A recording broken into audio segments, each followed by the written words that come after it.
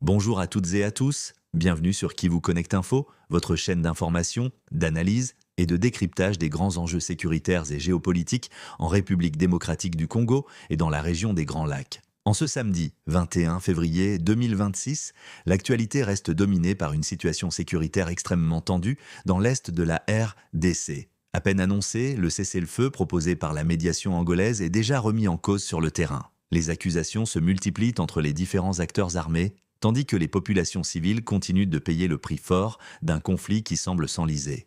Malgré les annonces diplomatiques et les appels répétés au calme, la réalité observée sur le terrain dans l'est de la République démocratique du Congo est tout autre. Les forces armées de la République démocratique du Congo ont officiellement dénoncé de nouvelles attaques armées survenues dans plusieurs zones stratégiques, en violation directe du cessez-le-feu censé entrer en vigueur quelques jours plus tôt. Selon les autorités militaires congolaises, des affrontements ont été signalés aussi bien dans la province du Nord Kivu que dans celle du Sud Kivu. Des positions militaires auraient été ciblées dans le territoire de Walikale, une zone déjà fragilisée par la présence de multiples groupes armés, mais aussi dans le territoire de Rutshuru, considéré comme l'un des épicentres du conflit actuel. Les FARDC accusent directement l'armée rwandaise, la Rwanda Defense Force, ainsi que ses alliés du mouvement AFC/M23 d'avoir mené des attaques coordonnées, démontrant selon Kinshasa une volonté claire de saper les efforts de paix en cours. Ces accusations viennent raviver des tensions diplomatiques déjà vives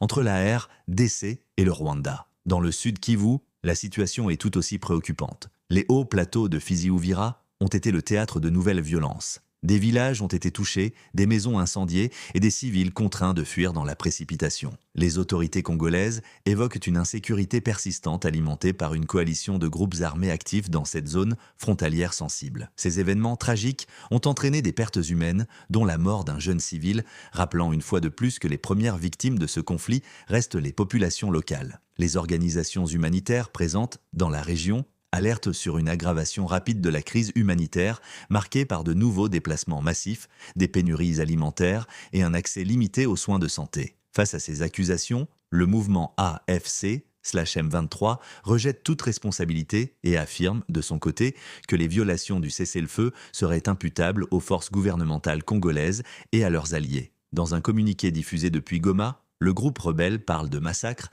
et dénonce ce qu'il qualifie de manœuvres militaires contraires aux engagements pris lors des discussions diplomatiques précédentes. Cette guerre de déclaration met en lumière la fragilité extrême du processus de paix. Sur le terrain, de nombreux témoignages concordent pour affirmer que les armes ne se sont jamais réellement tues, malgré les annonces officielles. Les populations vivent dans une peur permanente, oscillant entre espoir de paix et réalité brutale des combats. La médiation menée par l'Angola se heurte ainsi à une équation complexe. Multiplicité des acteurs armés, méfiance profonde entre les parties, intérêts régionaux divergents et absence d'un mécanisme indépendant et crédible de vérification du cessez-le-feu. Autant de facteurs qui rendent de toute accalmie durable particulièrement difficile à atteindre. À l'échelle internationale, plusieurs partenaires de la RDC appellent à la retenue et exhortent les parties à respecter leurs engagements. Cependant, sur le terrain, la dynamique reste largement militaire, laissant planer le doute sur la capacité réelle des initiatives diplomatiques à inverser la tendance à court terme. En conclusion, en ce 21 février 2026,